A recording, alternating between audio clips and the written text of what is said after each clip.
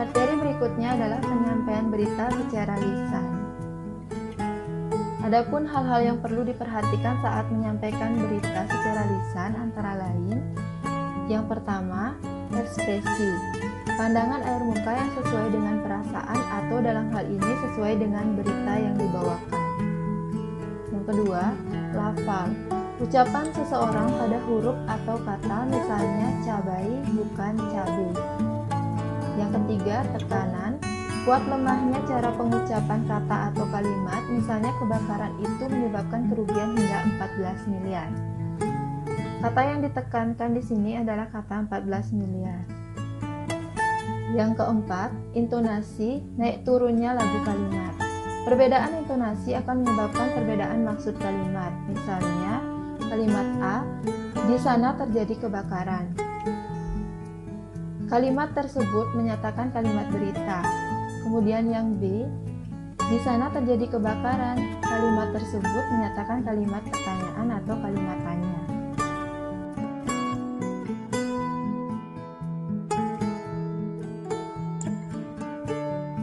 Materi berikutnya adalah teknik penyajian berita secara lisan. Yang pertama adalah pembukaan. Dalam pembukaan, kalian bisa yang pertama menyampaikan salam, yang kedua menyebutkan nama, yang ketiga menyebutkan nama acara berita, yang keempat menyebutkan judul berita.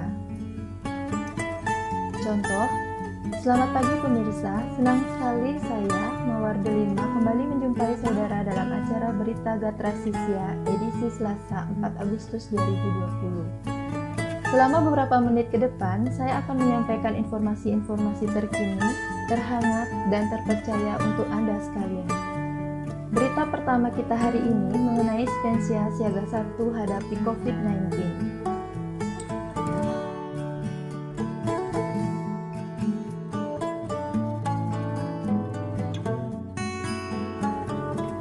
Berikutnya adalah bagian inti. Pada bagian inti, hal yang dilakukan adalah yang pertama, menyampaikan isi berita, yang kedua, mengubah kalimat langsung menjadi kalimat tidak langsung. Contoh, Koordinator Program Studi Kesehatan Masyarakat Fakultas Kedokteran Universitas Udayana, Dr. Imade Adiwirawan, SKad MPH PhD, mengatakan bahwa corona adalah virus yang menyerang sistem pernapasan bagian atas. Corona ini awalnya terdapat pada hewan lalu menular ke manusia sehingga hal ini disebut zoonosis. Sebelumnya sudah ada beberapa kasus yang sejenis dengan ini, di antaranya SARS dan MERS jelasnya. Nah, contoh yang pertama ini merupakan contoh penyampaian isi berita dalam bentuk berita tertulis. Berikutnya, contoh yang kedua, Koordinator Program Studi Kesehatan Masyarakat Fakultas Kedokteran Universitas Udayana, Dr. Imade Adiwirawan, SKad MPH PhD, mengatakan bahwa corona adalah virus yang menyerang sistem pernapasan bagian atas. Corona awalnya terdapat pada hewan lalu menular ke manusia sehingga hal ini disebut zoonosis. Sebelumnya sudah ada beberapa kasus yang sejenis dengan ini, di antaranya SARS dan MERS. Pada contoh yang kedua ini adalah contoh berita yang disampaikan secara lisan, sehingga kalimat langsung yang pada contoh pertama diubah menjadi kalimat tidak langsung.